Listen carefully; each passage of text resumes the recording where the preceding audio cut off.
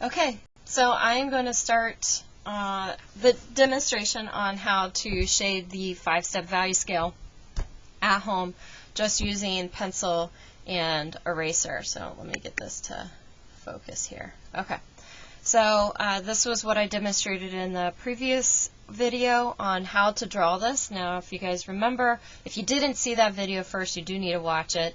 I showed you guys how to draw these scales using a ruler, if you've got a ruler, but I also showed you how to draw it if all you've got is your sister's old Barbie book. Just kidding. But any old straight edge would work. So you could use a box, a book, whatever. So you gotta get creative in these times. So I'm going to show you guys how to shade this now. And like I said, we're just using a regular pencil. Now if you do happen to have drawing pencils, that's fantastic. You could use drawing pencils for this. Most of the time when we're doing these exercises in school, I would have you guys do a 7-step value scale. So if you want to, you could you could actually create 2 more boxes here at the end of this if you'd like. And then you could, let me see here, I don't think I have, here I think I have, well. But normally I would use, for a 7-step value scale, I'd use a 4H, a 3B, and a 6B pencil. And I can't seem to find my 6B pencil, but I'll tell you guys what you can do or how you can do that. Actually, there's a demonstration already on YouTube that I did, and I can actually show that to you guys down, or link that to this Canvas page for you. But if you have drawing pencils, by all means use them. Add 2 more boxes of this and make a 7-step value scale, and I will put the demonstration for that I did in the classroom on this Canvas page. But this is going to be for those of you that just have a regular pencil. I do recommend that you use have an extra eraser handy, just because, as you guys can see, my erasers on the ends of these pencils are getting kind of small. I do like to save these for like little areas that need to be sort of erased. Okay. So your scale should be about 5 inches long, 1 inch tall. If you didn't have a ruler, you're just kind of guessing, so that's fine.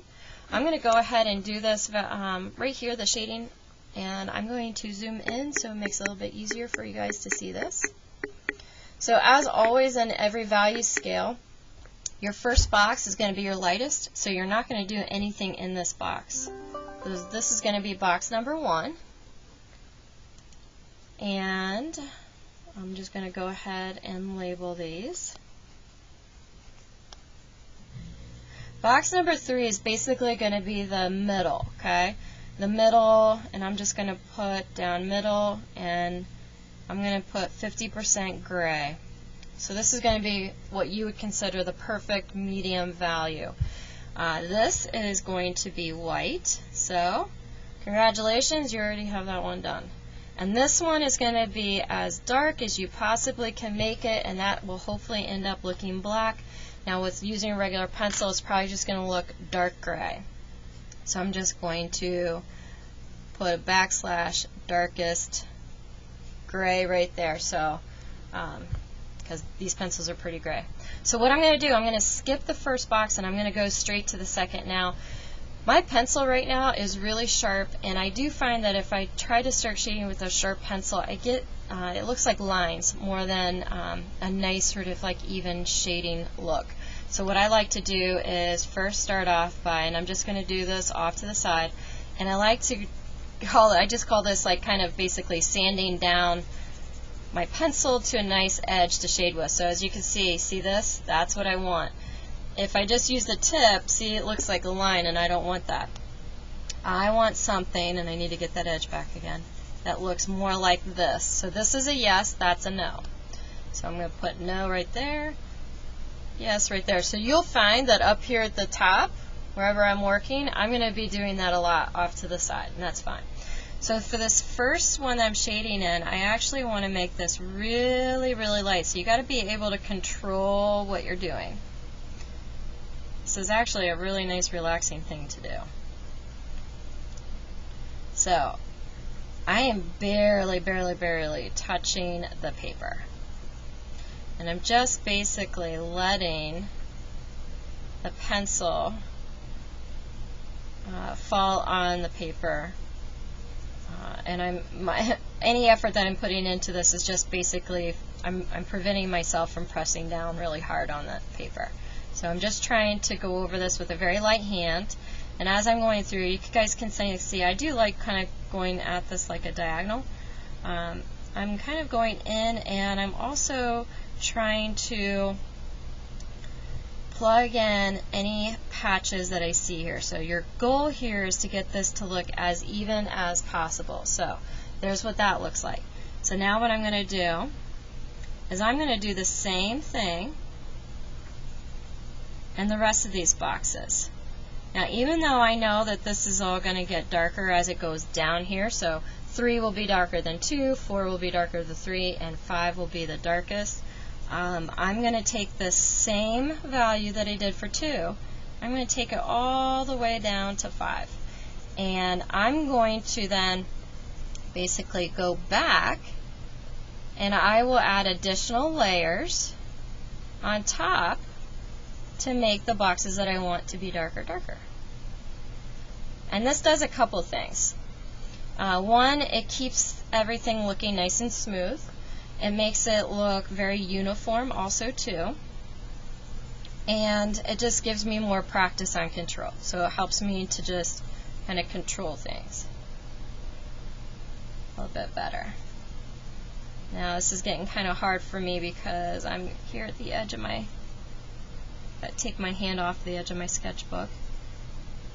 Now, I'm not too concerned about things looking super patchy. Like as you can see on my number 4, it's getting a little patchy here, which is fine, because I will be going over with more pencil to make that darker. And again, as you guys can see, I'm kind of using the side of my pencil, not the tip. So I'm not shading like this, I'm on the side. So that's another tip too. That will get you that nice smooth look. So that's what you're looking for, nice and smooth.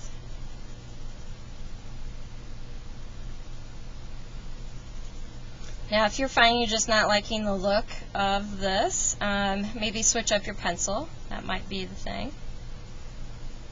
Okay, so I'm just kind of going through and just kind of cleaning up some stuff, patching up. Now as you guys can see, I'm trying to keep everything nice and neat around here. I do not want this to look sloppy. And I've always said in my classroom, craftsmanship is everything, even on these little practice pieces. So you just want to take the time to make it look nice. If you have to go in with an eraser, clean it up, go ahead. Alright, so now what I'm going to do, my hope is that number 2 is done. I don't know if it is until I get to the end of this. So what I'm going to do now is I'm going to go back over 3, and I'm going to put basically another layer of what I just did on top. So I'm not pushing or pressing any harder on this. I'm keeping my pressure still light. I'm just simply adding another layer to it, and it's going to look darker because it now has 2 layers. And again, I'm still on the side. And as always, I go in and just try to look for any patchiness. And I want to kind of fill in those areas that are looking a little patchy to even it all up. So I should see the number 3 looking darker than 2. So I'm going to do the same thing again for number 4. Now, I think the important thing also too to remember, guys, is there is more than one way to do this. This is just the technique that I have found that works best for me. If you find something that works better for you, by all means use it. You're never going to hear me complain about that. But you will hear me complain if I hear that you are not giving these tips or techniques a chance. So find something that works well for you. So as you can see now, 3 and 4 look the same, and pretty soon here my 5 is going to look the same also too. And by now I've got a really nice edge here to shade with. Again, control this. Make sure you're keeping everything nice and neat. Hopefully you're finding this relaxing. This is something that I used to actually do a lot of times when I was like in some of my other classes in high school. I always said my best designs came out of my math notebook. So, okay, so 3, 4, and 5 now look the same. So hopefully you've kind of caught on the technique that I'm using here. Now what I'm going to do, I am going to start basically my third layer, so layer number 3, right here on box number 4.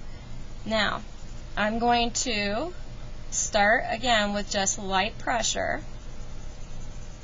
So I really haven't changed my pressure at all, but I wouldn't be surprised if I need to on this one. Just trying to make sure I'm doing even here. Now you can see I'm kind of switching up my sort of direction that I'm going with my shading, and that is in an effort to try and maybe catch or fill in some of the paper that hasn't been filled in yet, which will in turn make it darker.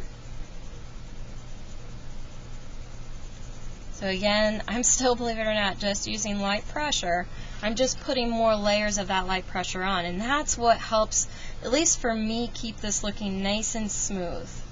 I find the minute that I start adding too much, if I add too much pressure, if I push down my pencil too early on, I get that line look, and I lose the smoothness, and I don't want that to happen. Alright, so there's my number 4. So I'm going to do the same thing here. So my 4 and my 5 should look the same here fairly soon. And again, I'm kind of going in different directions here in an effort to just basically fill in the tooth of the paper a little bit more, which will also help with darkening it up. Sorry, I'm getting a little off camera there. Still using that same shaded or sort of sanded down edge of my pencil.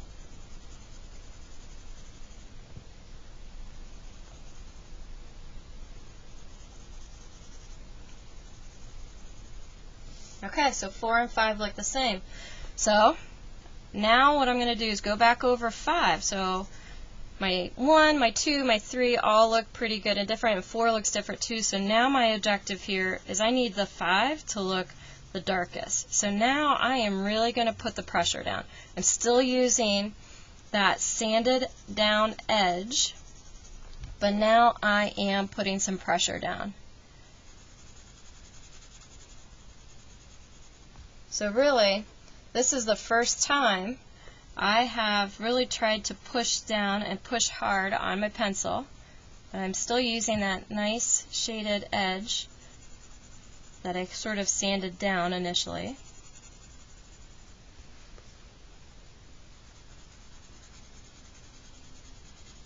And we're just going to go over this a couple more times, but I think we're headed in the right direction. Just kind of clean this up here in that corner. I do find that turning my sketchbook, this is kind of bothering me right now. I'm trying not to turn my sketchbook too much because of I'm videoing this, but I do like to move my sketchbook around. I'm constantly turning it around and working on it upside down and all that kind of stuff. So feel free to do that yourself. That feels natural. Okay. So there we go. I think that's pretty much done. I mean, I could get picky about this, which I probably will. But I hope you guys found this fun. This is in preparation for what's to come. We're going to be creating basically our own at-home self-portraits. So there you go. So once you're finished, I'm going to show you guys how you're going to turn this in. Basically what you're going to do is you're going to take your phone, okay, and this can be kind of hard, and I'm just going to demonstrate for you guys how to do this. As you can see, the way that I'm photographing this right now, I'm getting a million shadows on my sketchbook and in the picture. So this would not necessarily be a good picture for me to use, but let me kind of move this over so you guys can see it. So yeah, you can see my hand, the camera, everything. So I'll probably move to another area of my house where I could get a better picture. But basically what you're going to do is you're going to try to get as close as you can to it. If you find that it's not focusing, if you have an iPhone, what you could do a lot of times is just press on the screen like that, and that'll help you focus, and then take your picture, okay? But again, I would not use this picture because there's too many shadows, so I'll probably have to take this picture in my kitchen. But you're going to take a picture, and then what you're going to do is you're going to upload that picture then onto Canvas to turn it in. So you're going to just upload the picture. I need to turn this around here. There we go. But you're just going to turn it in like that. So you turn it in through Canvas. You'll upload your picture to get points for this assignment. All right. Thanks a lot, guys. And please, please, please, if you have any questions at all, email me, contact me, and I'm here to help. Thank you.